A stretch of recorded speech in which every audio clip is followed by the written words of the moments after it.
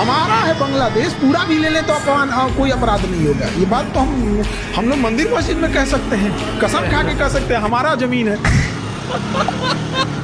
এ শালা শালা তো জেগে জেগে স্বপ্ন দেখছে।